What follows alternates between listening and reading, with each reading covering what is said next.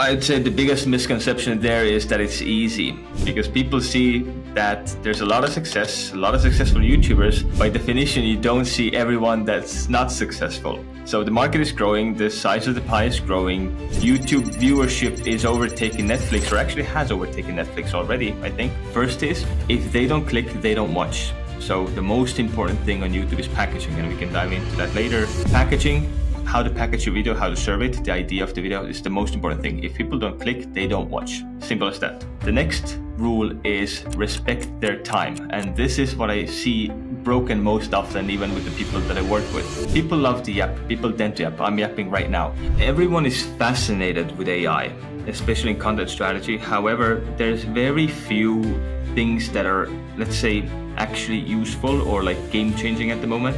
You can boost individual productivity and you can create automations, but most of these big brands, even though they're interested in it, they don't really apply. So that's why we don't use these AI tools. That's why I have the entire team write everything manually. Just have AI generate a new script and put in the script and have it create a VSL for you, and you don't have to lift a finger. Or like content on YouTube. People are going to see through that. Nobody's going to care. It's not going to work. It's great for generating descriptions and timestamps and helping me write and think, but I'm not going to outsource my thinking to AI, because then you're going to have this like just AI generated. Welcome to another episode of the Future Proof Leaders podcast, where we deep dive into AI, business transformation, and the strategies that are shaping the future of content creation. Today's guest is someone who doesn't just talk about content growth. He's actually scaling YouTube brands to massive success. His work with powerhouse names like Mindvalley and Jim Kwik, helping them master YouTube strategy, organic content creation, and monetization. But beyond the big names, what really makes Andri special is his ability to break down complex YouTube growth strategies into simple, repeatable systems that save time with scaling impact. So today, we're going to deep dive into some burning questions like, how do you balance AI automation with human creativity? What's the real way to grow a YouTube channel that lasts? And most importantly, how can entrepreneurs leverage AI without losing their authenticity? So let's go into it. So Andri Peetso, sorry, am I pronouncing your name right? I mean, yeah, it's a difficult one. So in Estonian, you pronounce it Peetso, but in English, like Peetso is fine. I'm not one who to nitpick pronunciations, because I don't think I have the right to do that. No, I don't want to say Peetso. Peetso's fine. Okay, yeah. Let's get into it. Andri Peetso, welcome to the Future Proof Leaders podcast. So, thank you, Justin. Happy to be here. Happy to have you here, Andri. And before we deep dive into the strategies, I'd love to hear about your take. What's the biggest misconception people have about YouTube growth today? Oh, YouTube growth. Okay. I'd say the biggest misconception there is that it's easy, because people see that there's a lot of successful YouTubers, but you don't see, by definition, you don't see everyone that's not successful. So the market is growing, the size of the pie is growing, YouTube viewership is overtaking Netflix, or actually has overtaken Netflix already, I think, and YouTube is becoming more and more of a household name. So it's definitely, the whole scene is getting bigger, thus more people are interested in it. But even if you produce good quality on there, it might be still very difficult to get views and to find trusted people and to grow a channel. So often people think as like, oh yeah, I'm just gonna start a YouTube channel and it's gonna be easy. I'm gonna get a lot of views and just do it on the side. It's very difficult. There might be exceptions to the rule that you're most likely gonna fail with that attitude. But I mean, it's a grind. It takes a lot of work. It takes a lot of focus, and it needs a lot of dedication. So it's certainly something that you cannot do offhand. Whereas short form content on TikTok, Instagram, everything else, yeah, I mean, you can have success there. You can have massive success on like completely offhand things, and it's way easier and way more likely. But YouTube is a very difficult game to break into, and the YouTube algorithm is a very good algorithm, and high quality, high value content is what's rewarded there. So there's a learning curve that you have to go through in order to start producing something that matches the expectations of the platform. That's beautiful. Beautifully said. So I know that YouTube, creating a YouTube, like which I'm also creating myself, which is building this YouTube channel. You're right. You need discipline. You need consistency. You need that kind of tenacity to keep on doing it. And not just these things, you also need the small it factor. You need to stand out. You need to have an edge. Because without this edge, even if you're consistent, even if you do good quality, even if you're tenacious, you need to have something that makes you special and that people want to watch. And you need to go in with some sort of a strategic mindset to the thing.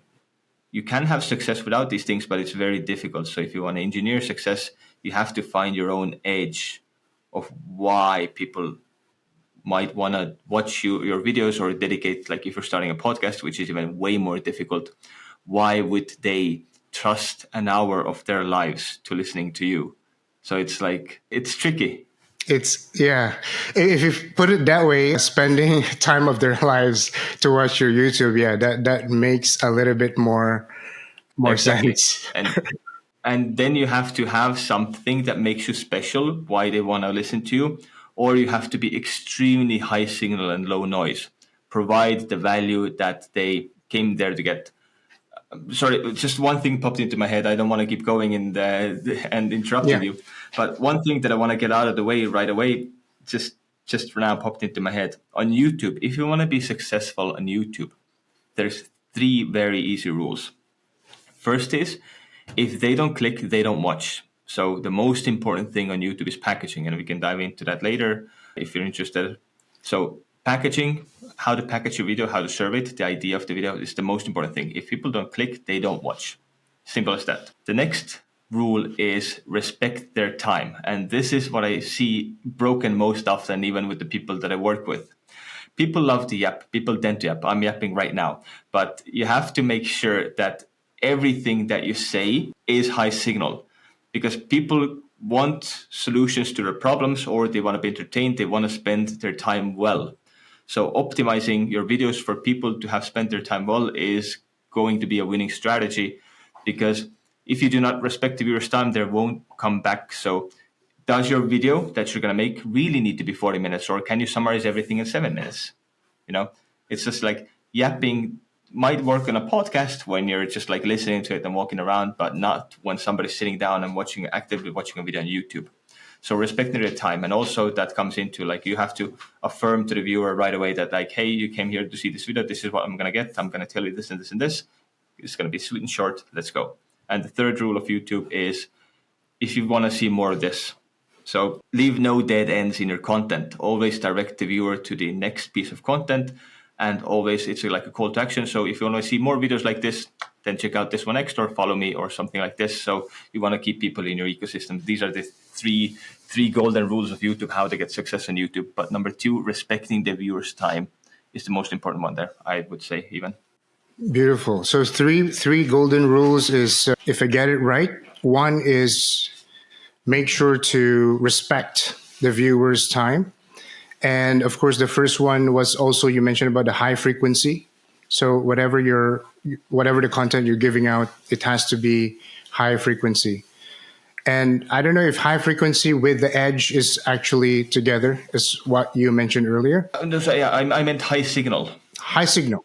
So high signal and low noise, meaning that's also high signal and low noise go together with respecting their time. So it's like minimizing yapping and maximizing giving out value and helping people better themselves or entertain them. And there's definitely some other verticals as well. Yes, and of definitely the call to action, whatever the video will end up with, there would be like a sequel or a next video or a next action to just keep on watching your video. So the point is just finding a strategy to let them just keep watching your videos in your channel so that your channel will grow, right? Yeah, you want to, there's a lot of value in a library. Just like musicians have libraries. and it's like the Beatles passed away, their library got passed on. I think even Michael Jackson bought the library at some point. Yeah, and so there's people want to buy and invest in these libraries, and then these libraries hold a lot of value, and also YouTube libraries and futures to YouTube libraries, like future gains to old videos, are being sold. So creators, for example, who have a really big following and have a strong library, let's say hundreds of videos, they can actually go online and sell the future ad revenue rights to their old videos and earn money to make investments and build the channels and everything else. So there's a whole business around that. So maximizing the value of a library, constantly driving people to the next piece of content, and keeping them in your ecosystem. That's like the trick there. But I would say this is optimization. So this is like the step 3.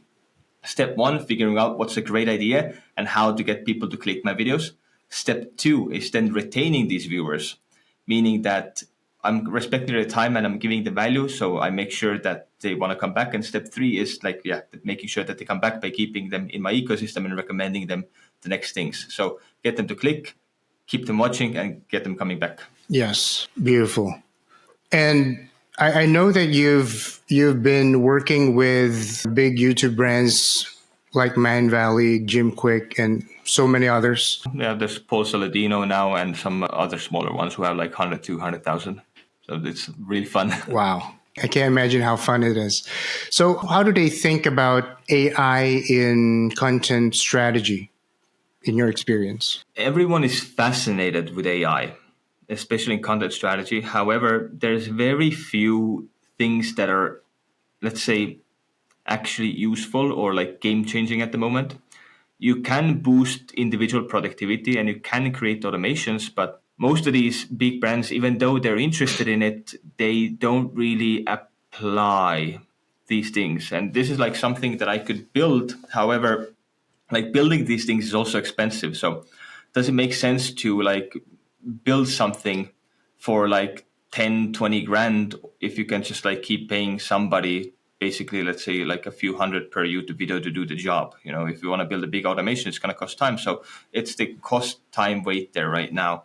Unless it's like for myself, since I have time, I'm a fan of AI, then I can build automations for myself, and I'm interested in it, so it's fun for me. But ordering these things as a big creator now and having these AI automation systems and everything built in your own ecosystem, if you don't have any developers or like AI automation people on payroll, then I might be wrong here. So let me know if I am wrong. But to me, the reason why nobody has integrated these things to scale at the moment just feels like that it's not a good monetary investment, and it just makes more sense to have people do it than people use their own ChatGPT account. What I mean by this is, for example, you could build something, which tools I have like in-house for our clients built.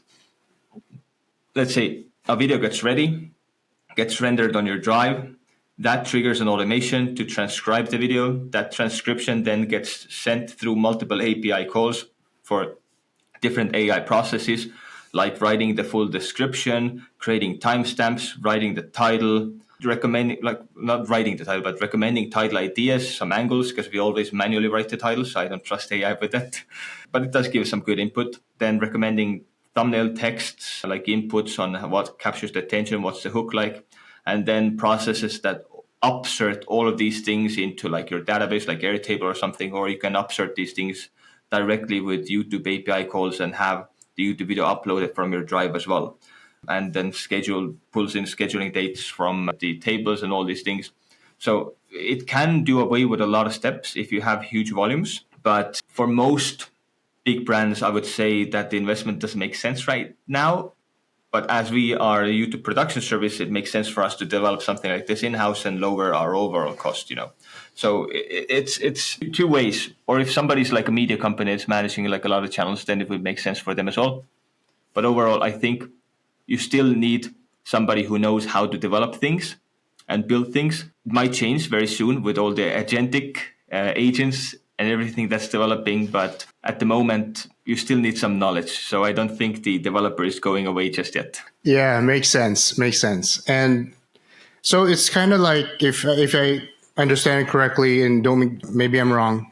So it depends on the scale, right? It depends on the scale. Mm-hmm. Is it feasible for you to actually build something like an automation, or is it just keep with the humans of the manpower that you have, which you already have a team, which it will still cost cheaper in some way? Yeah, I mean the build up will cost you money, but if you want to do it long term and everything, then you can replace these things. But again, as you said, it needs scale because AI is changing so fast. So building up something right now with the foresight of, oh, this is going to save me this much money, and in like 5 years it's going to go to zero. In 5 years, AI is going to be at a whole different place. So it might have not needed this build up. So since the entire field is developing so rapidly, that's why from a business point of view, it might not make sense for everyone to like completely build AI process automations and everything for their, let's say, even businesses right now and small channels. So that's why I see that AI is very good at empowering and making your own employees more productive if they know how to use these things, if you create some things for them internally, but at scale, yeah, I mean, it does need scale. And that's just the process automation part of it. You still have like Gen AI, like video AI and stuff that helps you with special effects and all these things, but you still need people who know how to work these things. You also have Autopod, which kind of like edits your podcasts automatically and these things, or Descript that helps you with video editing as well, or Opus that does your shorts. So all of these things, they're nice tools for individuals to use, but it's not like an AI robot is going to come and do all their job for you. These are going to just speed up individuals and lower the barrier of entry to many processes. So the tools exist, but there is like no grand AI that is going to like, hey, Mr. Robot, do my full YouTube strategy and build my YouTube channel for me. Thank you. Yeah, not yet for now, right? As you mentioned, like agentic. For now, exactly. And AI has been evolving so fast. We won't know, like maybe just a few months or a few weeks. We won't know what's going to happen, right? So, Exactly. very very good point. And I'm abstaining from making future predictions as well because this is wild. This is too wild. it's kind of like it's a nuisance of a balance of, are we going to develop something now, and in a few weeks, in a few months, things will just change dramatically, right? So it's also that question. You mentioned about the generative AI like Opus Clip. We have Descript and all other tools, and you said you still need humans to use it. If you talk about like the quality aspect, like the quality checking, if AI is actually doing it right, is that also something that is happening right now? Or most of the production companies or media companies, they just kind of rapid speed up the process, and the quality checks may or may not be that thorough as per before? What I cannot do, I can't tell you what other companies are doing because I don't know how they're doing these things, but the quality checks still need humans in the loop. And let's say you're using something like short forms and clips automation tools like Opus Clip, right? You still need to go in and edit these. They aren't always really good, like right out the gate. Sometimes you get lucky, sometimes you get great clips right out the gate without having to do any changes, but mostly you still need to do your own things. And then there's like different tools like YouTube tools, vidIQ, or other things like even scoring inside the Opus Clip. Like let's say whenever an AI gives you a score, if like this video is a 98 out of 100, or this YouTube title is a 76 out of 100. I don't know how they're calculating these things in the background, right? So it's like, why should I trust this AI score? Gen AI, just like, if you, there's a nice video there was a meme of sorts, maybe I can help you find it, you can show it on screen. It's like, people who thank AI, this is who you're talking to. And it's just like a generalization video of how a transformer works and how the decisions are being made and letters generated. It's a predictive model. It just generates letters. It's not really smart. It feels like magic. But at the moment, it's just like a machine that kind of predicts what the outcome is. So if you give it instructions, like what I would imagine if I would build something like this, like, hey, this is a great YouTube title. This is score 100. This YouTube title. This is a score 0. I need you to now score these YouTube titles of the users. On these basis points, we have categories like this and this and this and this and this. Evaluate these things and output like a score, right? That's the thing. That's kind of like how I would build something like that, like the custom instructions to the AI to give me a score. or like each little piece evaluated. What is the clickbaitiness of this? Rate in 100. What is the topicalness? Or like how many keywords does this title have? Rate this 1 to 100, and then just like calculate the average. Like multiple ways you can build it up, whichever way. But whichever way you do build it up, it's just a random number that AI made up. It's like the score doesn't really mean anything. So that's why we don't use these AI tools. That's why I have the entire team write everything manually. That's why I write everything manually. It's great for generating descriptions and timestamps and helping me write and think, but I'm not going to outsource my thinking to AI, because then you're going to have this like just AI generated slop, and you're going to feel confident because AI told me this title is like a 99 out of 100, so that must be a good title. No, it's just like something that AI made up, that a transformer made up for you. So it's like learning to, for me as well, it's like over the last 2 years, the way I talk to AI, if they ever do become sentient, definitely, and take over the world, I'm definitely going to be sent to an AI re-education camp somewhere. So, and after talking to AI like this and all the customers that I've thrown at them, and after all this frustration, I finally kind of like understand now, okay, this thing is actually stupid.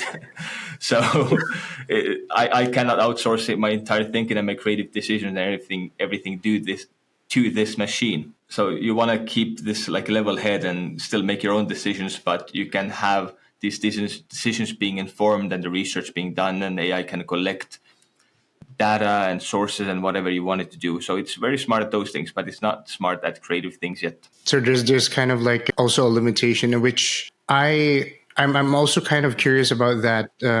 I know that scoring is also something that I see a lot of people use the scoring as a basis, but maybe that's not 100% that they will rely. There's still instinct. There's still other data that they're going to be using.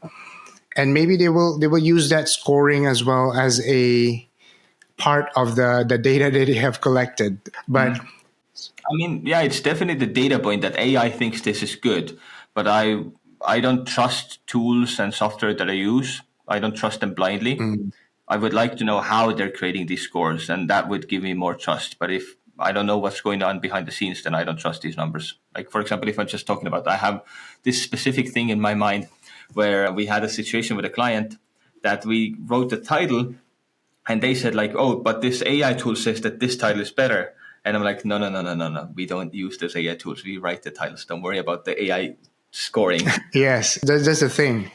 Many people believe AI can fully automate, like probably the conception.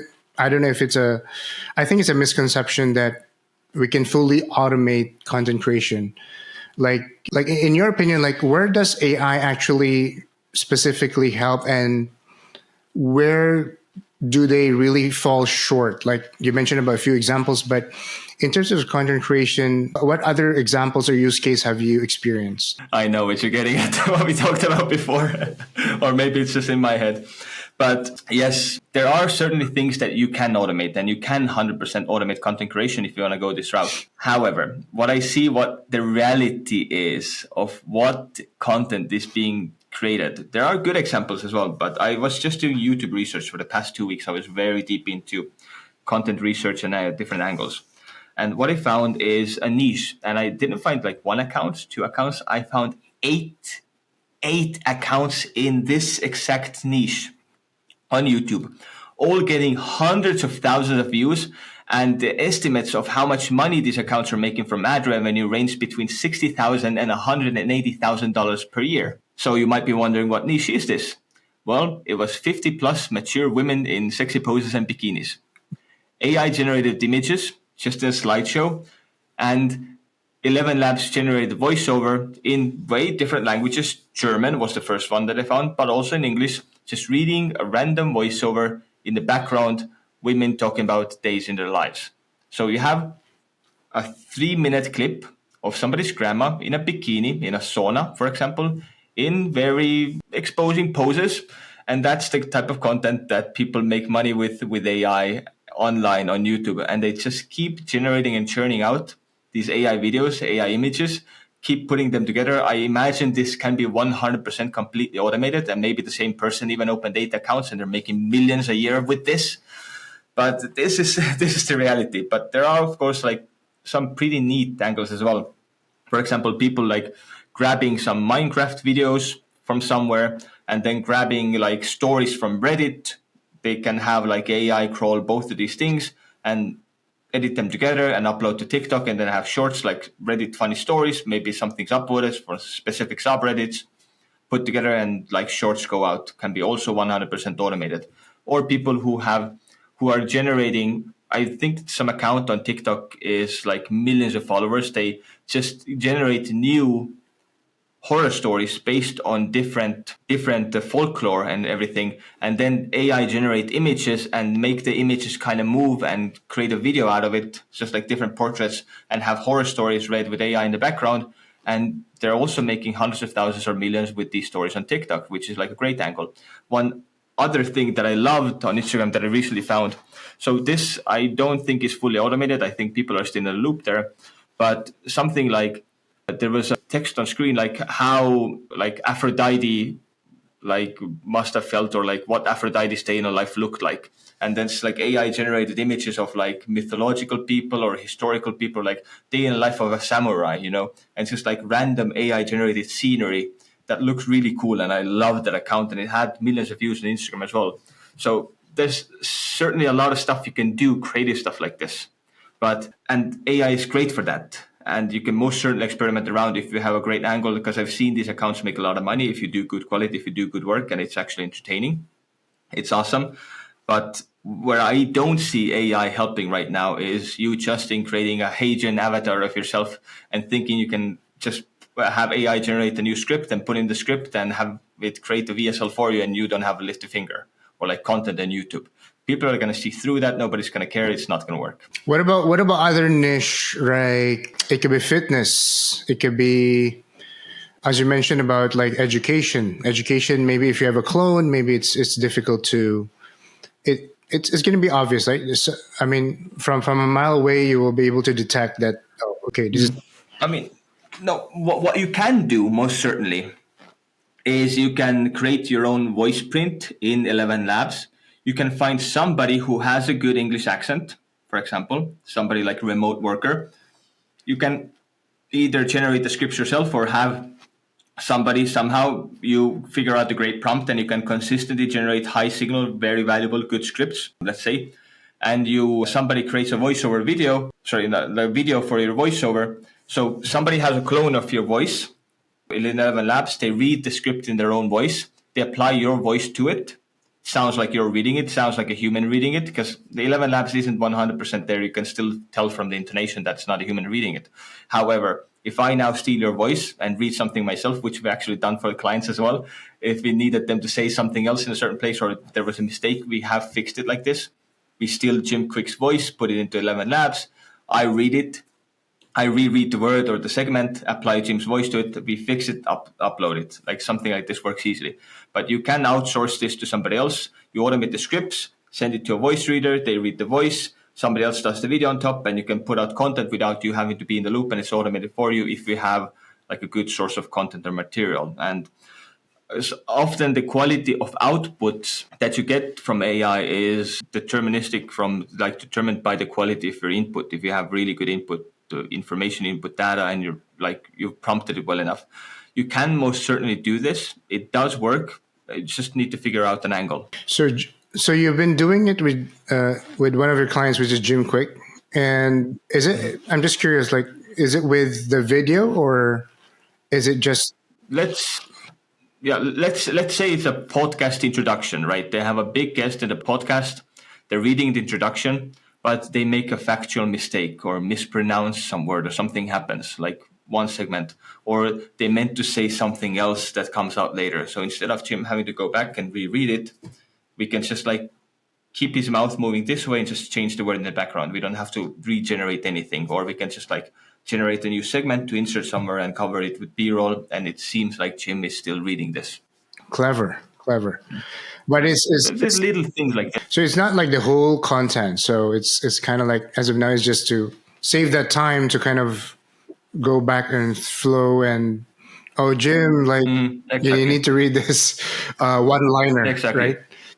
Exactly. So, for example, like we just edited and published a new VSL And I sent it to a friend, like a video sales letter. I sent it to a friend. He said like, okay, this is the top 95 percentile. It's really good. However, like when you said this, like up until this point, I liked it. But when you said this, it kind of like lost my interest. So now instead of me having to re-record and redo the entire thing, I can sit on my computer, read a new voiceover, and take my own like old voice and apply it to this one. So because like microphones and rooms and everything is different. I read the reviews on this room, but I can't read it right now because I don't have the same lights. So I could just like go to my computer, take the voice there, read it with a podcast mic, apply my own voice to it, match it up easily, very easy to do, and just add some B-roll and change things around.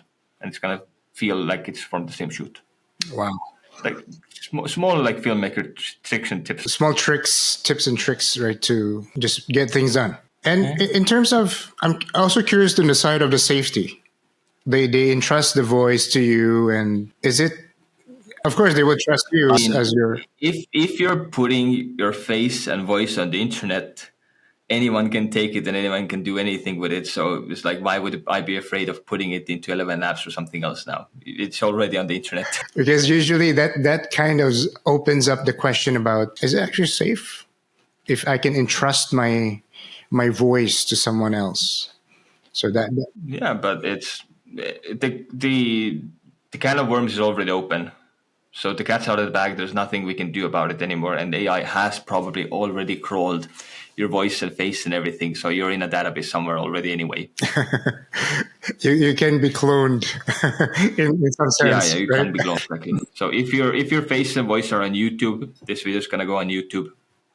YouTube has its own AI things and it's analyzing everything in its own database. So it's like, it's out there. Yes. So in your opinion, like, what's your take about AI generated scripts, video editing, and repurposing? Like you just mentioned this earlier about the tools, but in a deeper conversation about these three, just by creating contents. And if, let's say, there's a channel who is doing this in using AI and versus like a human generated idea from titles, scripts, what's your opinion about the pros and cons? Well, it depends on who is using the AI and who's writing the scripts. From my own experience, writing scripts, when I do it myself, I see them perform way better than when I have them AI assisted, but it takes a long time.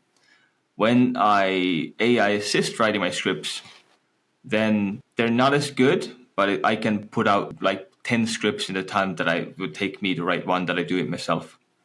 So it's what you want to do. Do you want to go for like very high quality? Do you want to go for quantity? Or if I completely automate them, I do notice that the quality of the script's lower because perhaps I just haven't cared enough to really hone in the prompts and everything else because I can do it myself. So it's hard to say because I think ultimately it depends on also the person who is evaluating these scripts, right? So if you have somebody who is a script writer, let's say person A generates a script with AI, they're really happy with it, they think it's a great script, and then they show it to person B who is an actual script writer who has been doing it their whole life. They can say like, this is like AI slop, it's complete nonsense. So you need the personal skill to be able to evaluate still what is the quality of the content that you're getting from the AI. So comes down to the user, definitely, personal user. You can certainly luck out and get something very good, but it's like, how can you be sure if you don't know how to write scripts that what you just got is really good? Yeah, and talking about let AI score it, like we can't also trust what's the score as well because Exactly. we don't know where they get it. So you do need the human in the loop still to make those creative decisions. what if the person is a scriptwriter and he's going to be using AI as well? Yeah, then most definitely you can get like way better scripts 10 times faster, 100 times faster. They can just quickly read through, evaluate them, ask for certain changes.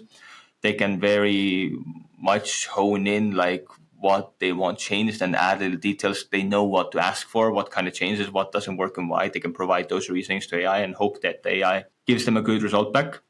So this is why I don't think that AI is going to replace a lot of jobs or displace people. You still need a human in the loop right now to make those human decisions there. What's going to work?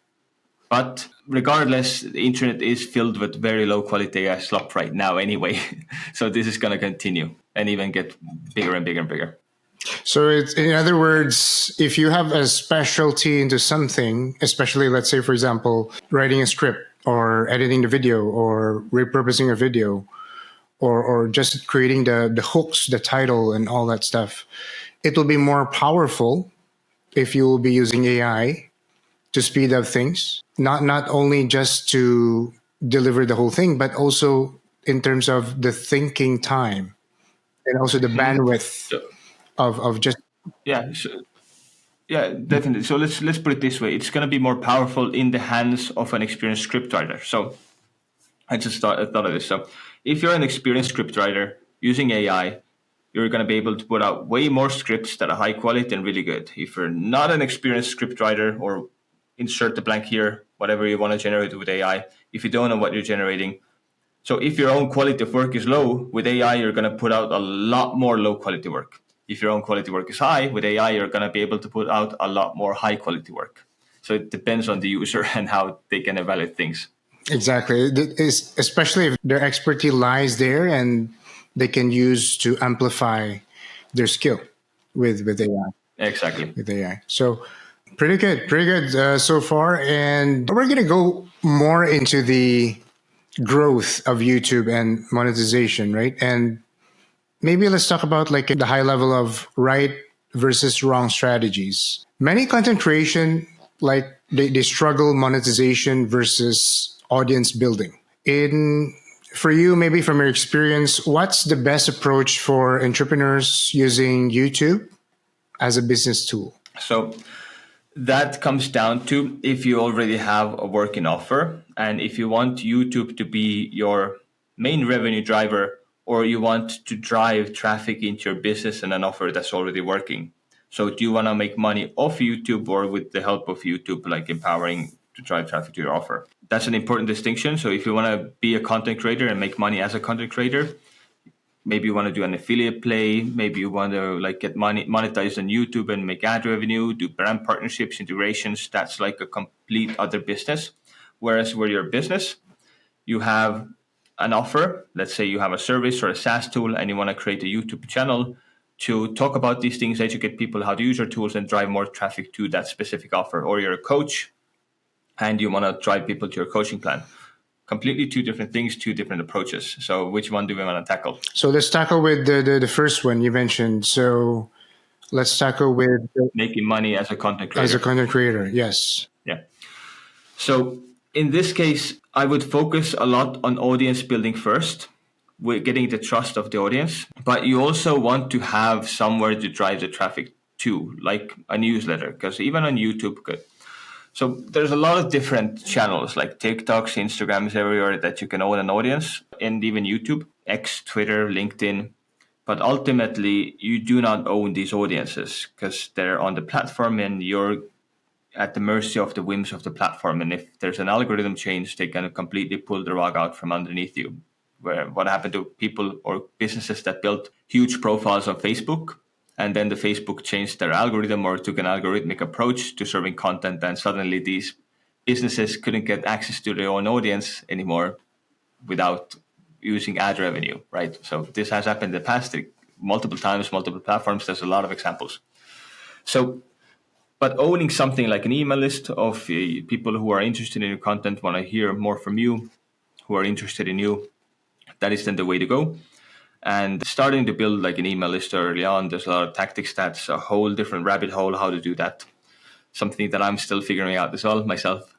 But from that email list, then you can start doing affiliate deals, other partnerships, all these other things. So email is one thing. As a creator, you do want to build an email list. You can then recommend products. That's the affiliate play, finding good products to affiliate with. But on YouTube, there's also a play for the ad revenue. So just creating entertainment and getting paid by YouTube for the watch time that you generate. And this is, if you find a good angle, if you find a good niche, that will make you like a nice living. But ultimately, if you only have that going for you and some brand integrations, that's going to be very one-dimensional, and you're still going to be at the mercy of the YouTube algorithm. So you still want to diversify. And to succeed on this, like on YouTube, you have to have 1,000 subscribers and 4,000 watch hours. Then you can get monetized. But you need something that is sticky and keeps people watching. So this is determined how much money you make from YouTube is determined by the RPM, the revenue per mil. So how much money you make per 1,000 views. This is determined by the niche you're in and the kind of ads that can be placed on your video, and how long is your video, how long do you keep people watching. So sometimes people, like some niches, people get like even like $50 or like $25 RPM. Let's say you have a $25 RPM. You make a video that gets 1 million views. So from this video with 1 million views, you will have made $25,000. And imagine you have a library. You've been doing this for 4 years. You have a lot of videos and you have hundreds of millions of views total. And your whole library is still growing and all your old videos are still making money. So that is quite a nice income from YouTube. And YouTube is the best platform that has the best monetization strategy so far, and that's why people want to get into it as well. Yeah, this is super clear now. And what if we go with the person or the situation B, where YouTube is just one of the, I would say, as you mentioned, that we can attract audiences from social media, from YouTube, from TikTok, from Facebook, from Instagram and X. So if their first goal is they have their own business, they have their own business model, but they're just using this social media as to attract leads, that means the second priority is monetization of the channel. So what's your take on that? Like what's the right or wrong probably strategies, or what are the pros and cons in your experience? So if you're a business and you want to attract leads with YouTube, then we call this inbound marketing, and it's owned media. So it's media that you own as opposed to media that you buy and pay for, which is paid media and media buying. In this case, creating organic content is very strong because you can start building a relationship with the audience, and you have an algorithm that's working in your favor, finding people for you who are interested in what you have to put out. So the YouTube algorithm is constantly working and trying to find people to bring them to your content and serve them your content. And if your content is good, if you give good value, if you teach good things, then they come in, people watch your videos, you get views, your YouTube is growing, you build trust already, you have warm leads before they enter your funnel, your website. And YouTube is like a very good tool for driving traffic for these purposes. So imagine that all the people coming to your website, to your offer, landing page are already warm and they trust you. So that's going to make it a lot easier for you to convert them to your offer. And this is really where YouTube excels at. But you have to have something good. You have to have something good to offer, and you have to really put in work to serving your audience. So just a first example that pops into my head, there's this Estonian founded cold email tool that most everyone knows.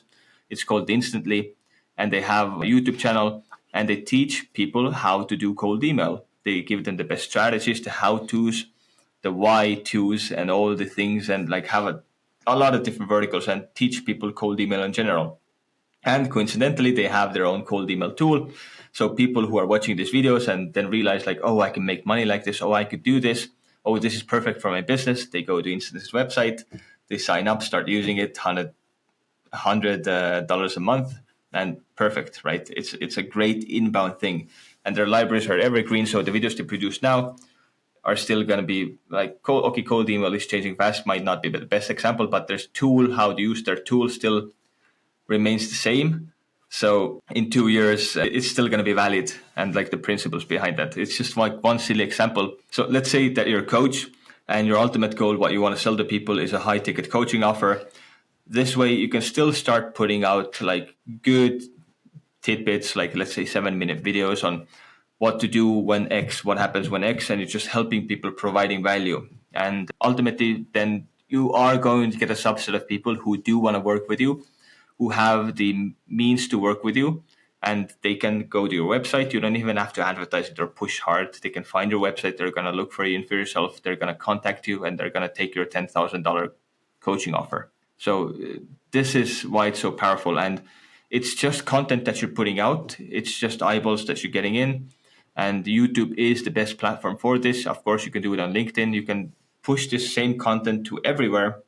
But I would approach this YouTube first, because the nature of how the YouTube algorithm works, how the platform works, is it's going to make your content evergreen, and you can produce evergreen content on the platform. Because YouTube algorithm will still, if you go to your For You page, I bet you're going to see some videos, if you like scroll a bit, that are like 8 years old, 12 years old, something ridiculous.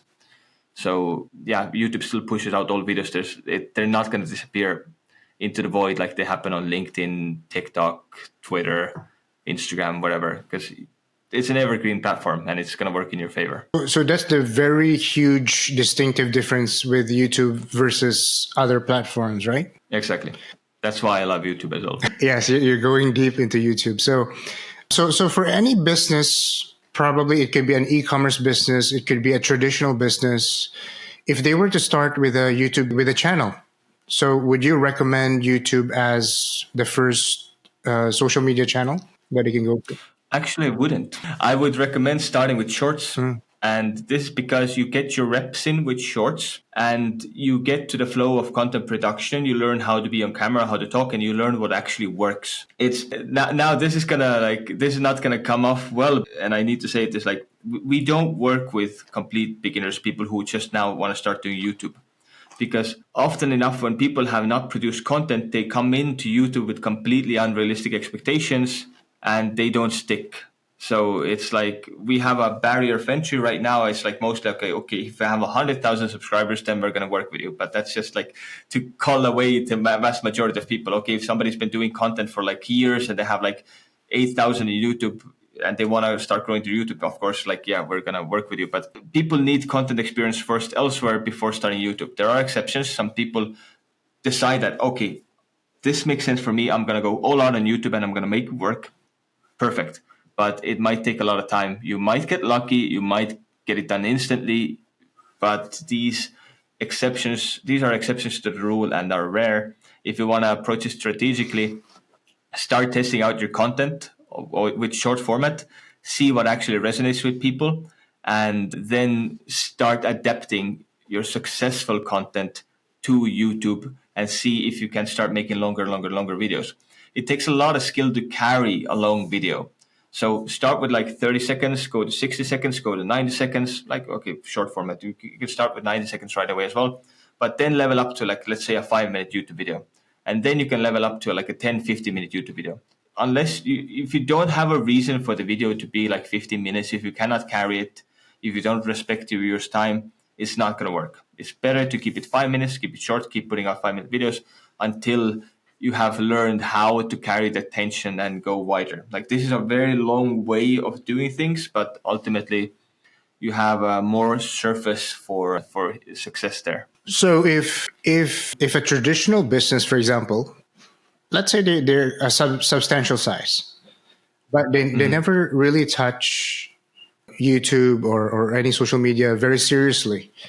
They could probably post like once in a blue moon some contents, like they have an event or something like that, but probably they will outsource the content creation and all that stuff. But yeah, all of the things that I just said can be negated with a budget. So if you have budget to get a good speaker, get good script writers, get good people to do your things, and have like a good marketing strategy around this, then you can most definitely build things up like faster. Because like throwing money and ad revenue at things will fix a lot of issues, but you still want like your foundation to be solid. Because if you drive a lot of ad revenue to subpar content, then it's not going to work in your favor. So it's a balance of different situations. So yeah, depends on what your goal is and how much means do you have and how much money you have to throw into the production. A balance between the budget and the experience. So if the budget is low, so you also have to have this consistency, the flow of understanding your channel. But if, of course, if the budget is so high, well, you can just get someone to do it. Yeah. I mean, like a realistic approach, if you just like look at the Instantly channel as well, they have multiple speakers. People, I would guess that the first scripts they ordered from somewhere, maybe they've now in-house them, maybe they do use AI or something, maybe somebody in-house does them, but I would guess like, it makes sense to find a person who's good on camera, who has experience, maybe find somebody who knows how to do YouTube, how to grow on YouTube, to consult you. Then you find a script writer who's going to write the scripts for you.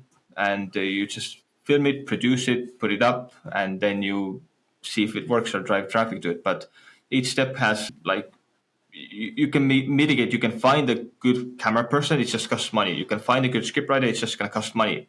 So it depends on how you want to do things. And that's a very valuable tip earlier, that you start with the more feasible, like short forms, versus just going for long forms and you don't even know what you're doing. Exactly. Yeah. I should have specified when I said that. I meant if you want to be a content creator yourself, or you're like a coach and you're doing your own content. Yes. What about live streams? I'm curious about that too, because in YouTube there's a live stream feature. There's in other platforms there are too. And let's say you have a business, you have a client who has a business. They have an event and they want to live stream that event. So they let's say it's a frequent event that they're doing. Like maybe they could be in a semi events company, and they do have those live streams. Would that also work as a content? If you can entertain people and keep attention, because I don't have experience with live streams myself, because that's a whole other business, a whole other skill set. So these are my comments looking from outside to in. The game that comes down to if you can keep attention. So that's the ultimate thing. If there's a reason to have a live stream, if there's a reason to keep attention, if it's interesting, if it's entertaining, then sure, yeah, that's great. Like, go for it. And there's a lot of value in live streaming. Like, streamers do make quite a bit of money. But as well, there's a lot of people who are doing streaming and it's not working for them. So it comes down to your skill and just like the reps you put in, and if you can figure it out. I think would it also depend on the target market you're going for? Because in my experience, like, because right now I'm in China, and the way they sell here through e-commerce, Yes, I've seen that. Live streaming is like huge business, and anything that they do is live streaming. Like even cars, they're selling cars online, right? So I've seen that clothing shopping. They just wear something for 2 seconds. Next item. Yes. Would that also work with YouTube and other channels? In your opinion? Hard to say. I don't have experience in that. So I don't know how to comment. My idea would be like, try it out, see if it works. Yes. Okay. And let's say if you talk about what's the biggest YouTube growth myth that people still believe at this day and age? Because as you said, and I think like every platform, they would probably tweak their algorithms and the way they approach probably the new channels and the existing channels and the big channels, the small channels. What's your take? What's your opinion? So, biggest YouTube growth myth. Let me think for a second. Well, the biggest thing is that it's easy. It's not. That's best to start a podcast on there. It's great to grow with podcasts. It's really not. Because podcast watching a long video is a big time investment on my part. And it's kind of like with vlogging. Vlogging was really big at some point. Everyone wanted to start a vlog. But I'm not going to watch a vlog of somebody that I don't know or care about if I don't have a reason to do it. Same with podcasts. There's so many different people doing their own podcasts right now. So if I don't know you, if I don't care about you, then or the guest, because you can fix that with high leverage guests, then I'm not going to invest a lot of my time to watch this podcast unless it gets recommended to me or all these things. But like podcasting and long form, very long form content is a trust game ultimately. That trust that you will deliver something of value to me if I spend like an hour or 50 minutes or 2 hours of my time watching this. Now, that I wouldn't have gotten from watching a 7-minute video. So that's one of the things. The other things, there's a lot of stuff going around algorithms that people have figured out algorithms, how they work and all these things. It's like the best we can do is guess. So if somebody tells you like how an algorithm works, it's somebody's best guess. So take those things with a grain of salt, because ultimately we don't know. We can look from outside in and kind of start extrapolating how it works, what decisions are being made. But it's like maybe some people have a better idea than others. But what I would focus on is what entertains people, and then figuring out what is the incentive of the platform. The incentive of YouTube platform is to keep people on YouTube for as long as possible. So how does it do that? Well, it does that by serving people content that they want to engage with and watch. So content that are going to keep people engaged is going to get rewarded more. So ultimately, worrying less about how the details of the algorithm and more about producing very high quality content that is going to be engaging for people is the way to go. And I would say that this is the majority of the case for all platforms. So don't worry about the algorithm that much. Worry about your audience. Yes, beautiful. I'm also curious. You mentioned about something important there about trusting the channel or the host or the person that is hosting the video or the podcast or whatever content it may be. In your experience in content creation, and you mentioned this earlier, like you have this, you're building a lead list of getting the emails from the clients, from the channels.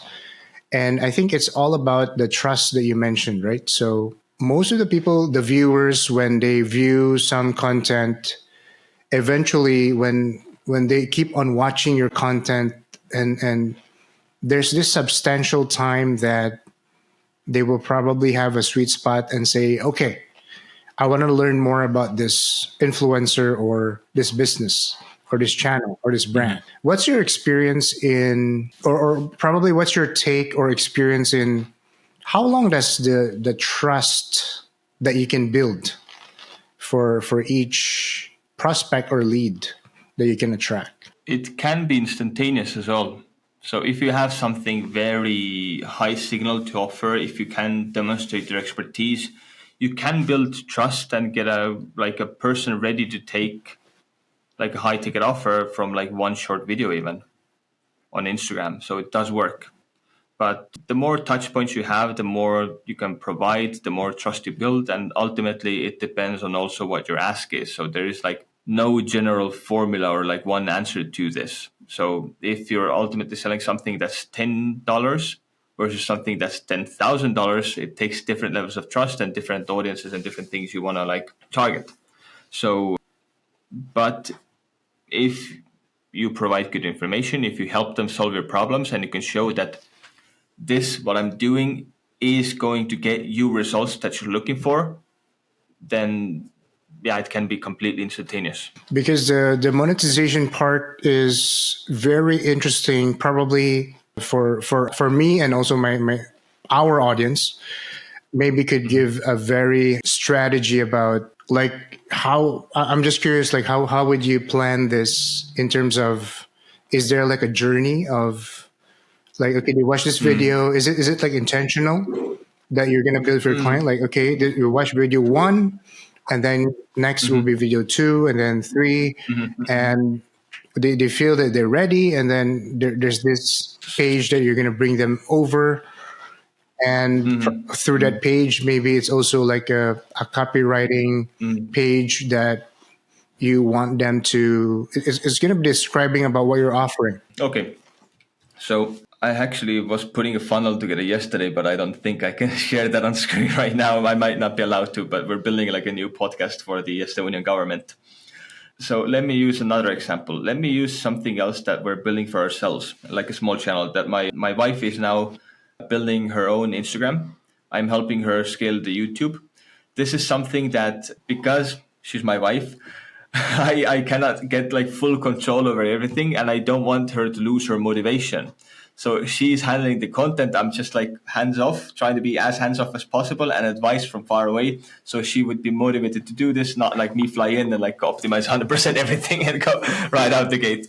But I'm helping her build up the back everything. So I'm like slightly in the background there. So the way we're doing it now is she has now gotten very into creating content on Instagram, making her own videos, like filming and even editing her own videos. I still help her with hooks and some scripting things and provide advice on the side there, but only when she asks.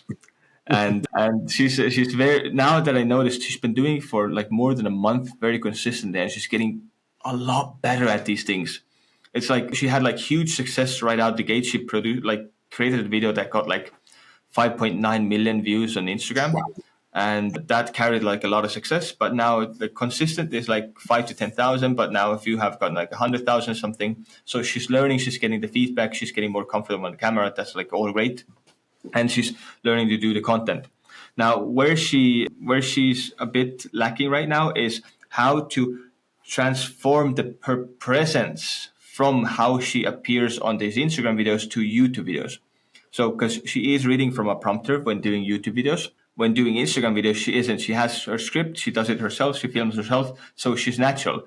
As soon as we sit her down in front of the camera and read the script, completely different. It feels like she's not talking with me. We're not having a conversation, but it feels like she's lecturing at me. So this is like a very big thing from a lot of people to get through. It's like how to relax and like be comfortable on YouTube, and how to carry like a 5-minute conversation and make it feel like a back and forth conversation, because I don't want to watch anyone lecture things at me like this, right? So that is a transition thing. So it takes time learning how to adapt your short form content and your own presence to long form content. Now, the way we go about this, like strategically getting back to what you asked about, is on Instagram, we just have the videos. And what we do is we never ask people to leave the platform. Like, hey, go check out this site, click here, do these things from our reels.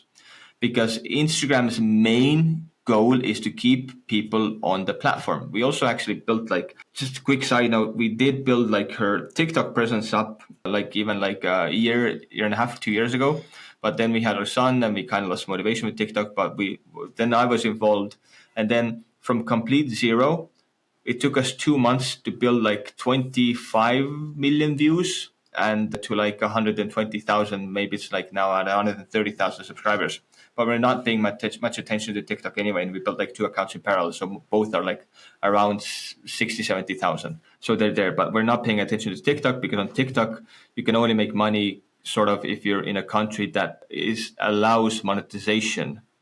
Like Europe and Estonia don't. So you can certainly make a lot of money on TikTok with TikTok Shop and being an affiliate there, or a business who's running a TikTok shop. And I have hacked my TikTok to appear in the US, and I do have affiliate revenue on there that I cannot get access to because I don't have a tax code, and I'm not a tax person in the US, so it's like a whole thing. So that's why we're not focusing too much on TikTok or TikTok Shop. We're just building an audience there for now, just because. But that's secondary. We're now focusing on Instagram. Instagram account is still low. Like today, as of today, it's like around 13,000 followers. And it's like a slow grind now. So this is the way we're going to approach it. She's making the videos. She never asks people to leave the platform, because Instagram's main goal is to keep people on the platform as long as possible. So if you ask people to leave the platform, that's going to be interpreted as a negative signal, and your reach is likely going to go down because you're going against the platform's main purpose. What you do instead is you ask people to go check out your other videos. If you have a call to action on any platform, the best CTA is to get people to watch more of your content, which is going to raise the whole total watch time of your account. The platform is going to see that people are interested in your content. When you ask people to go watch your other videos, the first videos that they're going to see is the videos that you've pinned, the posts and content that you've pinned. Mostly where people go wrong with the pins is that they have a successful video. This is like 5.6 million. Oh, I'm going to pin it and show everyone that I have a successful video. Nobody cares about that. That video is your main traffic driver. That is going to drive traffic to all your other videos, your whole library on the platform, like Instagram and TikTok both. So what you do is you pin sales videos. You pin videos that drive traffic to your offer. Your first pin could be what I do, what this channel is about. Your second pin could be customer testimonials. And your third pin could be like, hey, go fill out this quiz if you're interested in X. And ultimately, people have watched your first pin, your second pin that drives traffic to your first video that drives traffic to your other videos. So they see your first pin that tells you like, hey, now watch the second pin. Second pin tells you, hey, now watch the third pin. Third pin says like, hey, go click the link in bio. So before people exit the platform, to check out your offer, they have likely watched like at least 2 videos up to 4 videos. And that's already a strong signal. So when they have gone through your in-platform funnel, they leave to somewhere like a landing page. You could have a quiz or like any kind of a lead magnet that you're offering them and qualifying your leads. You collect their email, and then you start selling affiliate products and everything else on the email with an email sequence. So you want to have a nice welcome sequence, and then you can like send 1, 2, 3 emails per day, however you want to build a relationship and however good you are at the email game, because that's a whole different game. And this is something where I'm not strong at, but I'm consulting with some people who are really good at that to build this part up. But ultimately, yeah, you still need a strong landing page with strong offers and everything. So you're driving traffic out of the platform like this, not like directly. You can still like pin some stories and add some like affiliate offers to these things, but I wouldn't sell with Reels. I would use Reels for audience building like this, and everything else happened, like the actual selling happened in the back end. Now, how you can drive traffic from Instagram to your YouTube, because I talked about Instagram, but I'm mostly interested in YouTube, is if you release a new video on YouTube and you share your link on Instagram, that is the worst thing you can do for a YouTube video. Never, ever, ever drive traffic directly to a YouTube video from other social media platforms.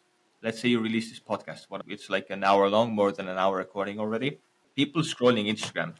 I'm scrolling on my Instagram. I see, oh, Justin released a new podcast, tells me to go check it out here. I'm just gonna, if I'm interested, I'm gonna click it out, like just like from pure reflex. I'm gonna click on the video. I'm gonna see, oh, it's an hour long. Watch the intro. Maybe the intro is interesting. Maximum 30 seconds from an hour long video. I'm gonna close it up and keep scrolling. You will not be able to transition people who are in the mindset of scrolling Instagram, watching short form content, to now abandon what they're doing, go on YouTube and watch an hour long podcast on their phone. It's just never gonna happen. Or like even a 5-minute YouTube video. Ultimately, what this is going to do is you're going to drive traffic to your video. People are going to watch it for 30 seconds, close out the video. That's a negative signal to YouTube that it's low retention and people are not interested. So you're not doing yourself a favor by driving traffic there. Ultimately, it's going to end up damaging your video. What you want to do instead is create artificial hurdles for people that they have to go through to arrive at your video. You say that, hey, I posted a new video on YouTube. You add like a screenshot of the title and thumbnail. You say, go find it.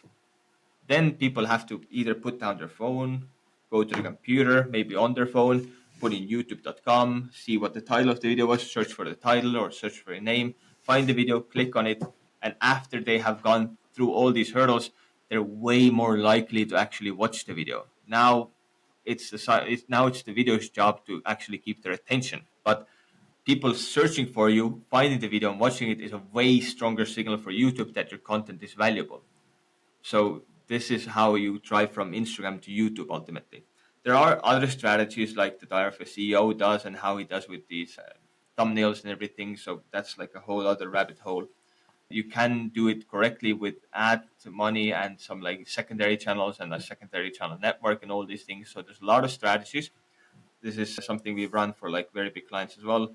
Is like we created beginning of last year, like actually exactly a year ago, we created.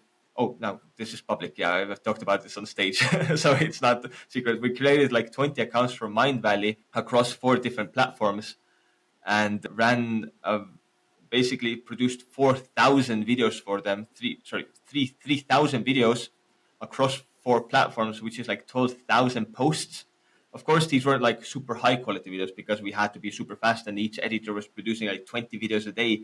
So you do know the quality is going to come down, but we were getting the content out en masse, like just saturating like 20 accounts that can create a secondary account network, just saturating the platforms with Mindvalley content, right? So we ended up generating like within like our goal was 100 million in 3 months. But we ended up generating like 70 million because ultimately we fell prey to some like, this is an offer that I'm not going to run again. So, which is why I'm comfortable saying that we didn't hit our goal in the desired time, because ultimately a lot of the accounts got banned. We had a lot of problem with that. We had to create new accounts again.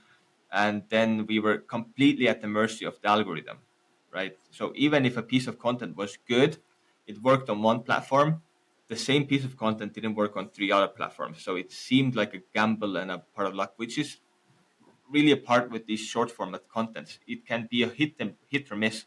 And this has happened a lot to ourselves as well. We publish a piece of content on TikTok. It gets 4 million views on TikTok.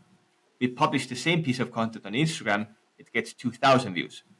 But then, and this has happened multiple times, somebody else steals our content, downloads it from TikTok, and posts it on their own Instagram and gets millions of views again. And then 4 accounts do it. And our own original that we published has like 2,000-3,000 views, and the 4 other people on Instagram who have stolen our piece of content each have like 500,000, 1 million, 2 million, 3 million views, which is like completely ridiculous. This is kind of why I kind of like am disgusted by how short format stuff works. So this doesn't happen with long form on YouTube. That's why you want to move a lot of stuff to YouTube as well. So this is, I don't mind people referencing content and learning from them and copying and modeling content. But if somebody outright steals a piece of content and promotes their own offer with it, that is crossing the line in my opinion, and I always report those accounts. But then again, getting something taken down on Instagram that's obviously stolen from you is also jumping through a lot of hurdles and proof, because Instagram does not want to do that. They don't care. They make money off. Oh, my dog's here. I saw a dog right back out of the camera. I didn't know he's here. I saw it. Yeah. So interesting. You mentioned about some people steal the shorts and post it in their account, and also you mentioned about you have multiple platforms, right? Would it also make a difference if you're going to use like different keywords, publishing time? If there's a shorts maybe doesn't have a thumbnail for YouTube. Mm-hmm. And then this is what I often battle with as well with a lot of the accounts that we work with, is that there are things that move the needle and there's just like minute little optimizations. And these things do not move the needle. The quality of your content moves the needle. The packaging moves the needle on YouTube as well. But like optimizing publishing times and all these other things, they're like the final 10, maybe even 20 or 5% optimizations. This is not where our attention and energy should be going when we're just starting out and building an account. This is like for later. Don't worry about those things. Yeah. So if you're going to focus on probably the 3 big areas to make a difference to any content, what would it be? You mentioned about the hook earlier, but so this is, are we talking short format or long format? We can talk with the short form first, because that was the topic that we left off. So short form is, you definitely want to have a very strong hook to capture the attention, something that does a good pattern interrupt. You want to maintain viewership. You want to be still able to retain it. And on Instagram, what the most strongest signal is, like the strongest signal on Instagram, what they actually optimize for, and this is published by so what Instagram is optimizing for, and this is the strongest signal on Instagram, and this is confirmed by the CEO, the product manager of Instagram himself. He said, the most important thing on Instagram is a social share. So if you see the video and you send it to a friend, that is the strongest signal that your video is quality, and that's what they're optimizing for. So optimizing for shares. Optimizing for bookmarks and saving and comments and all these things still work, but the share is the strongest signal on Instagram. So if you can create share-worthy content, it's great. But share-worthy content, from where I see, can often be very stupid or very controversial. So even if you make something that people absolutely hate, you're still going to blow up. But is that going to convert to your offer? I would be suspicious of that. So it depends on what your goals are, how you want to build things. So what about, you mentioned about Instagram, right? But what about YouTube? Would that be similar case as well? Is it for sharing? So no, I wouldn't necessarily say so. Maybe perhaps some things could work that, but I don't think YouTube optimizes for that.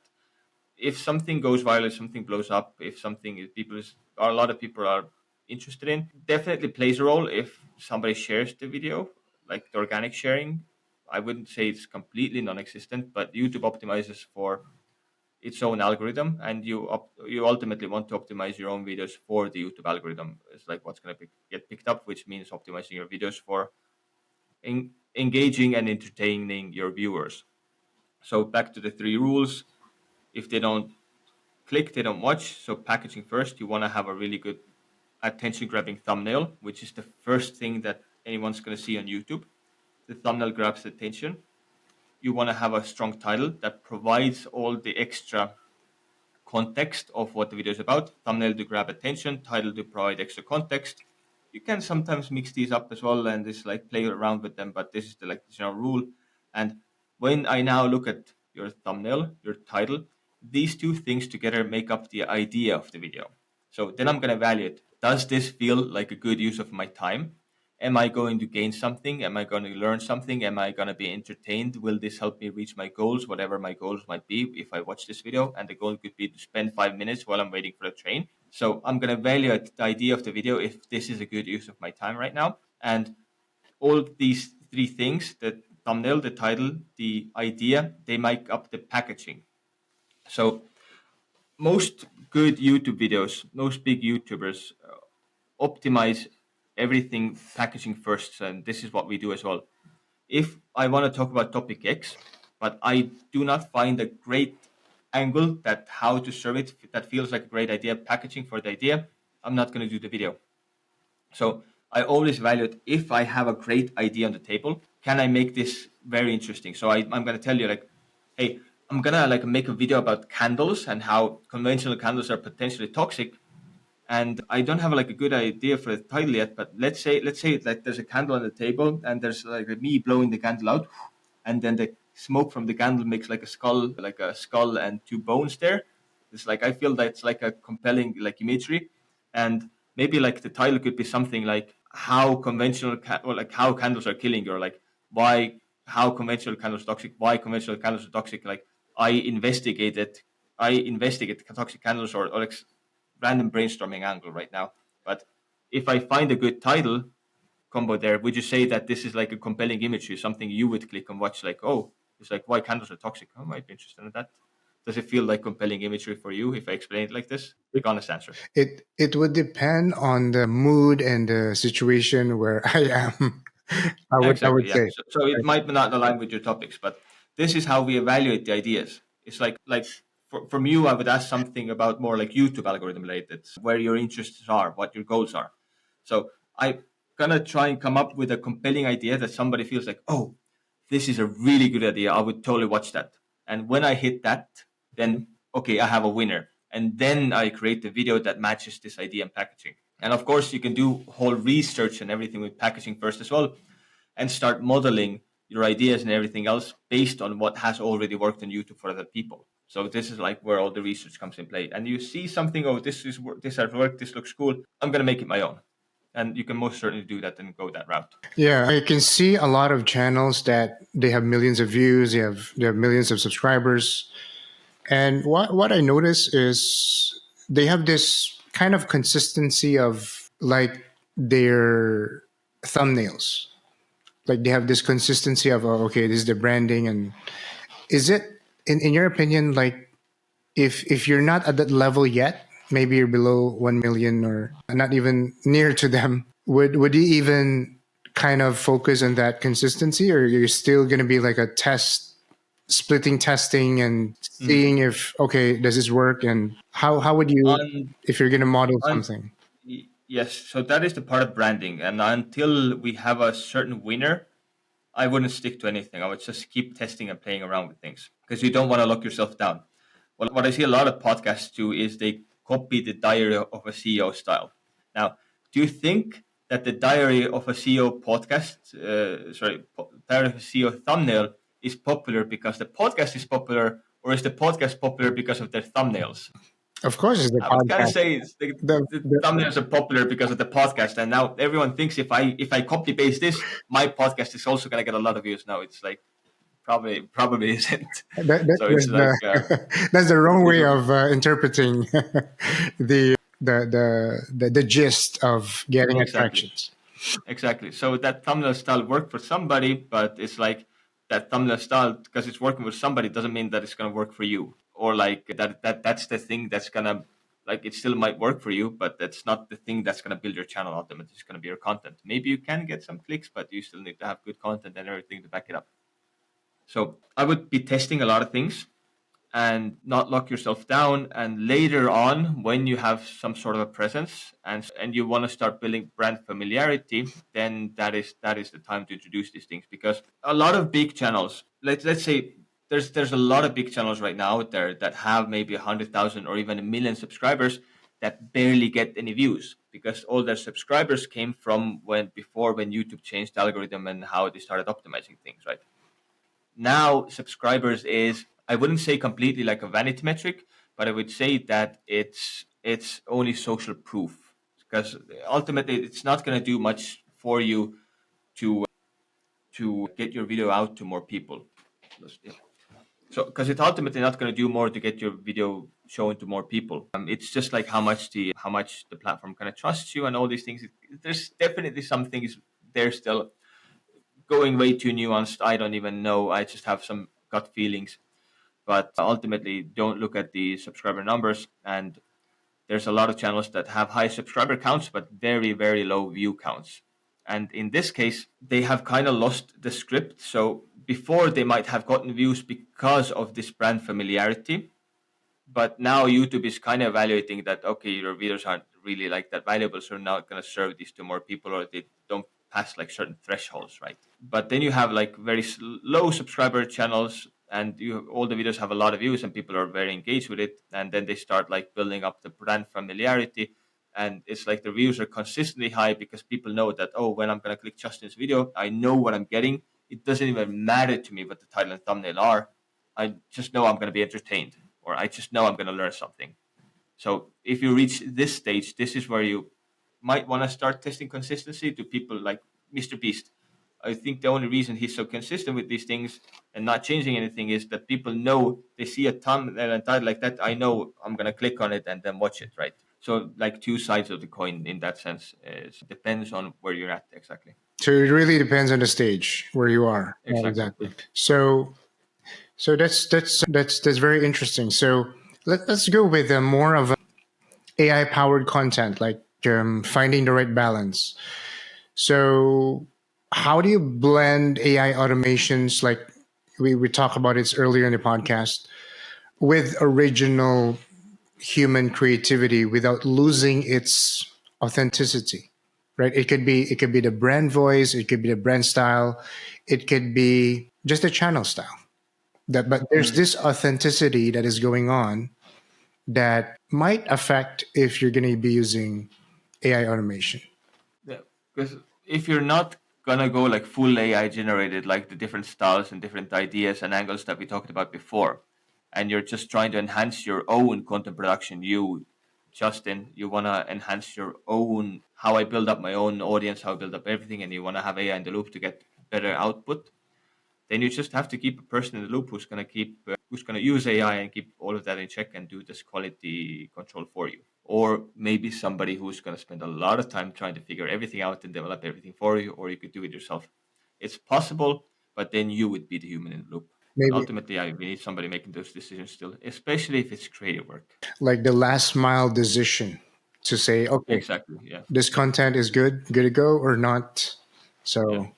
Because you don't want to outsource everything to AI in that case. And if you just generate an AI generated script and title and thumbnail, all these things, if you're not the person who evaluates these things and you just outsource 100% to AI, most likely you're going to end up with some slop that's not going to get any views or anything, and it's not going to serve your ultimate purpose. exactly.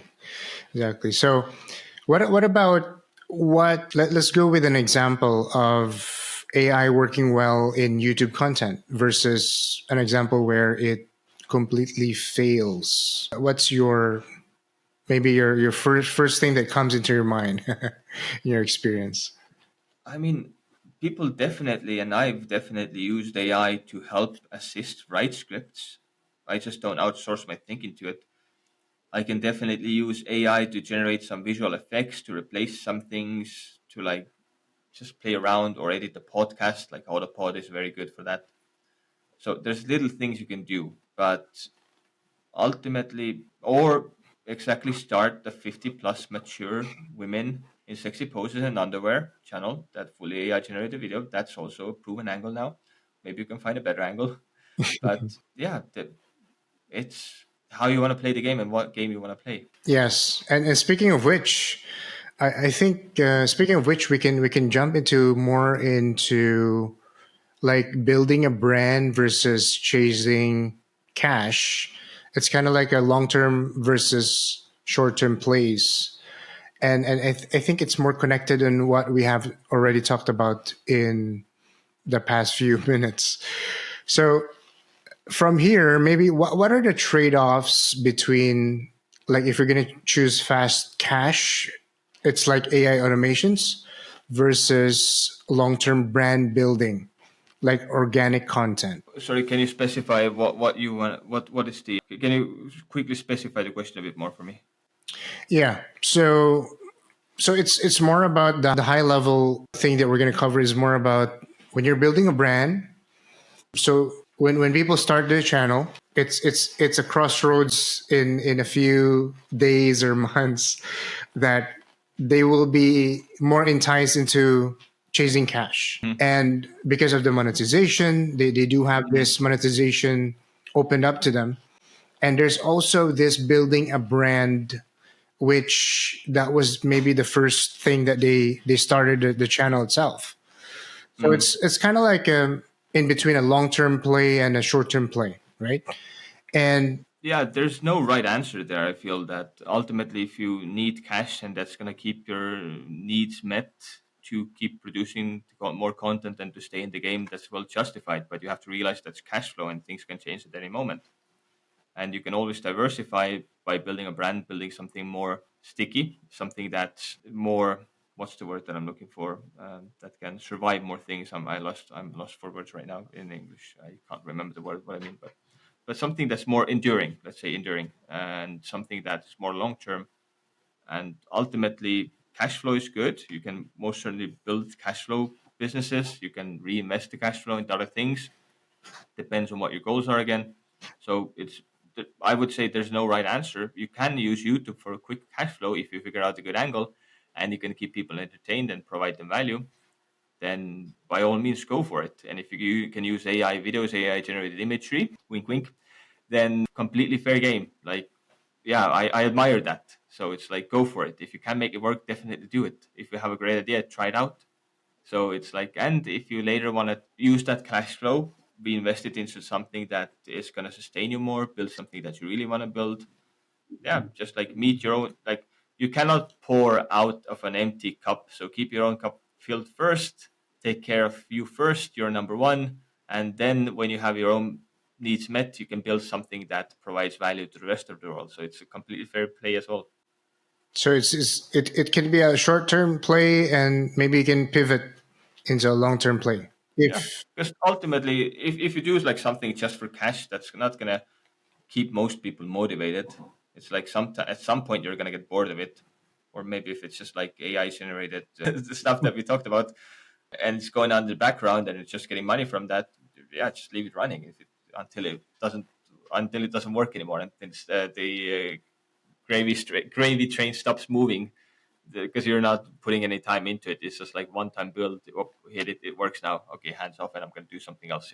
so, if we're talking with entrepreneurs, traditional business, they have their existing channel probably, but they wanted to do long term play. Probably kind of a real world example on how they do it in some sense, like how in your definition, like what is the right approach? And maybe we can just mention like an X channel, and this channel is doing this to build a brand. There's certainly like a lot of channels on YouTube that are doing things correctly, and you can see when you open your For You page and you can look around, and if it's working, it's done correctly. But ultimately, even if you create good packaging, which comes back to what I was talking about in the beginning, I wouldn't worry about branding that much. If you nail packaging, if you understand how to generate video ideas, the biggest pitfall for most people is keeping viewers then entertained after. And this is something that you need a mindset shift for, is things need to be kept short and concise and be high signal and low noise. So being respectful of the viewer's time, that's ultimately what it comes back to. So even if you have like good packaging, good titles, interesting things, the number one thing why I see that channels don't work is this respect of time. It's like, how can you deliver the most high quality information in the shortest time possible? This is what's going to make you a winner. And ultimately, keeping videos exactly the length they should be and they have to be. Not longer, not shorter, exactly where they should be, and like nailing that. And also, when it comes to YouTube, is you have to like just posting YouTube like a podcast. Sorry, when it comes to podcasts, just posting a podcast video on YouTube is likely not going to work. You need to give the viewers a very strong reason to trust you with their time, and this very strong reason could be a guest that they're very interested in, that's going to be a social proof, or then B, you have to be the social proof and the people are going to come there because of you. So it's like, think about your favorite podcaster. Either you're real, or like the podcast that you listen to, either you go there because you really love these podcasters and they're really good at what they do, or you want to hear from this guest what they have to speak and the topics that they are on. So that's usually two reasons why people want to listen to podcasts. And podcasting in that sense is actually a zero sum game, whereas YouTube is like everybody wins. But podcasting is a zero sum game, because if I'm gonna gain a new podcast listener, it's usually somebody else that loses a listener, because people have a set amount of podcasts that they're actually like listening to every day. So you're taking listeners away because it's a very long format. It takes a lot of time. It takes a big time investment. So you have to be better than all the other people, and you have to somehow figure out why or how you can get people to care about you. So you might be like a very good top tier world class interviewer. You can have a selection of really great guests. People who have listened to you for a long time will fall in love with your personality. But if you're starting out, you have none of that. You don't have anyone. Like, if you can get people to recommend your stuff word of mouth, that's going to help you grow. But ultimately, you can start with other channels, like start with shorter format content. Start with shorter format content. Start with shorts, get people caring enough, get some reps in to start making like longer YouTube videos. People follow your YouTube content, they start caring about you, they follow your journey, your other content, and then you can start like, hey, I started a podcast, like go check it out. I'm having a conversation with somebody here. So because they care about the other work you do, then they're way more inclined to spend an hour or 2 hours listening in on a conversation that you're having with somebody. So that's the play there. All right. Wow. I don't know if I went too off topic with this. I don't even remember the original question. You were on point. You were on point. We were talking about just an example, like if a channel will do it in the right approach and probably the wrong approach. So now we're about to kind of under close, but we're gonna have this one question. What's your best system for founders and content creators? Like content creators and founders who want to win their time back while growing their YouTube presence. So if you want to win your time back, you need a team to handle things for you, because YouTube is very time consuming, and you want to have good systems and automations in place. And yeah, you just need somebody that you're going to trust to do these things for you, or build your own automations and systems, because doing this alone, coming up with video, like research, coming up with video ideas, creating the good packaging, scripting videos, filming the videos, editing them, publishing them, like that takes a lot of time. It's a full-time job. It takes a lot of time, and there is no magic AI that's going to do all this stuff for you. So you need people who don't need to be babysat. So because you can of course go on Upwork and hire a thumbnail editor, hire a researcher, hire another editor, hire an animator, hire a social media manager on Upwork. You're gonna maybe pay less than you do when you hire an agency, but ultimately you're going to end up babysitting them and trying to make all the cogs work, and you're building up a new system. So running a YouTube channel is like running a small business. So you would just end up creating another business aside from or inside of your already existing business. So is that what you want to So is that what you want to spend your time on? If not, if you get more value from running your own main business, then it's the smartest decision to outsource this as a founder. But if you enjoy this process, if you want to do these things, if it is the best way you can spend your time, then by all means, do it. You're gonna end up with a better result. You are. If you're gonna learn through these steps, you're gonna learn faster. You're gonna iterate faster. You're gonna be better if you do all these steps yourself, especially editing. If you edit your own videos, if you see how you come across on camera, and hear your own intonation and all these things, if you're in it, if you're just starting, that's the most painful thing to do, is to edit your own videos. But if you stick with it, if you go through this pain, and if you learn from it and adapt, then you're going to end up with way better results later. But if you're a founder, and if you don't have the time and you don't care about this enough, then there's not worth doing. It's worth outsourcing. So it's better to really ask the bigger question of, is it worth your time to Exactly. even do it in the first place? Exactly. All right. Thank you, Andri, and thank you for really sharing your knowledge, your wisdom in our podcast episode. And maybe before we wrap up this episode, what is the one thing that you wanted to leave with our audience? It could be a recommendation, it could be an advice where maybe they wanted to decide on really doubling down into their YouTube channel or any social media channel, especially when they're inspired by just watching our episode.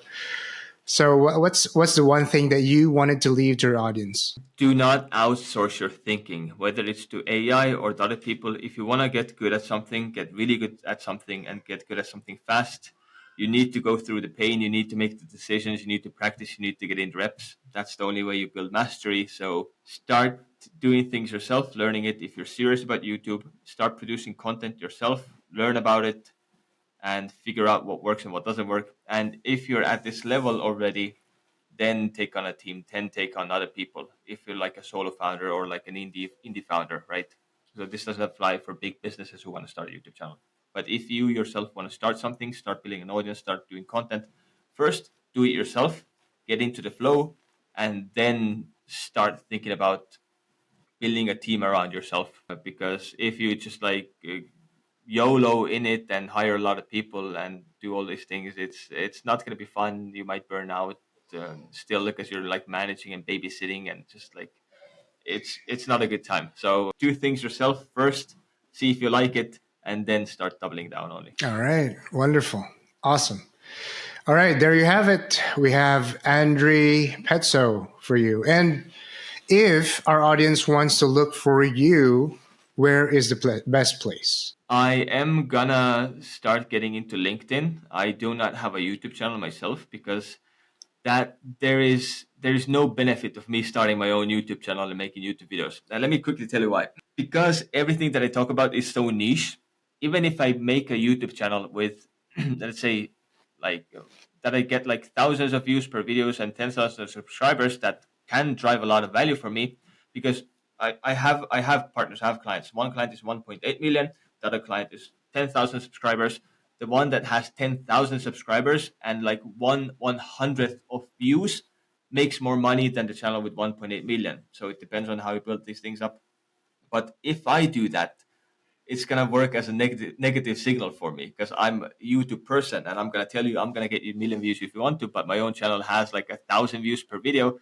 That's not gonna be good marketing. So I cannot do YouTube for this stuff. I have to stay away. It's not social proof. It's not gonna work for me because this is too niche. So in that case, I'm getting into LinkedIn stuff more and more. I'm now slowly entering the place and era where I have time, like free time, to maybe like start putting out my own content more. So maybe focusing on my own content. So that's gonna go to LinkedIn, and you can also check out conturata.com, and my LinkedIn, Andri Peetso, my website, conturata.com, and then you can also check out my wife's Instagram if you want to learn how to create a healthy home, healthy holistic home, and live a healthy life. Then check out Healthy Holistic Homes on Instagram, and that's the content that she's doing that I'm supporting, so you can be there for her growth journey as well. All right. Awesome, Andri. So I'm going to get all the links from you and I will put it in the description below. So thank you for watching Future Proof Leaders podcast. And thank you, Andri, for sharing your wisdom. I'll see you on the next episode. Thanks. Ciao. All right.